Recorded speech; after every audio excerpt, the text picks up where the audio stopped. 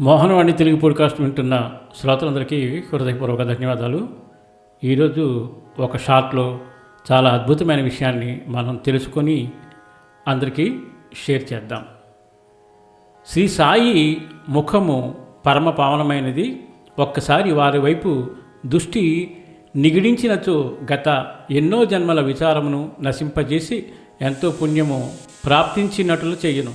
వారి దయాదృష్టి మనపై పడినచో మన కర్మబంధములు వెంటనే విడిపోయి మనము ఆనందమును పొందిదము. గంగానదిలో స్నానము చేయు వారి పాపములన్నీ తొలగును. అట్టి పావనమైన నది కూడా యోగులెప్పుడు వచ్చి తనలో మునిగి తనలో ప్రోగైన పాపములన్నింటినీ వారి పాద ధూళిచే పోగొట్టెదరా అని ఆతురతతో చూచును. యోగులు పవిత్ర ధూళి చేతనే పాపమంతయు కడుగుకొని పోవునని గంగామాతకు తెలియను. భగవంతుడు ఆపద సమయమందు భక్తులు రక్షించుటకై వారి వద్దకు పరిగెత్తును. ఎవరు చేసిన దానిని వారే అనుభవించవలను. ఇతరులతో గల సంబంధములన్నిటినీ బాధను కూడా అనుభవించవలను. తప్పించుకును సాధనము లేదు. తనకెవరితోనైనా శత్రుత్వం ఉన్న ఎడల దాని నుండి విముక్తి పొందవలను.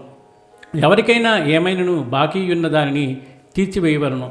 రుణము కానీ శత్రుత్వ శేషము కానీ ఉన్నచో దానికి తగిన బాధపడవలను. ధనమునందు పేరాస గల వాణి నది హీనస్థితికి తెచ్చును.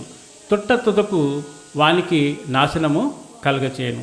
చాలా అద్భుతమైన విషయాలు మన జీవితంలో ఇవన్నీ ఉంటాయి. వీటిని తప్పకుండా పాటించి వాటి యొక్క ప్రక్షాళనకు మనం కృషి చేసి ఆ భగవంతుని యొక్క ఆశీర్వాదాలు పొందాలని చెప్పి మనస్ఫూర్తిగా కోరుకుంటూ సర్వేజన సుఖినో భవంతు, లోకా సమస్త సుఖినో భవంతు.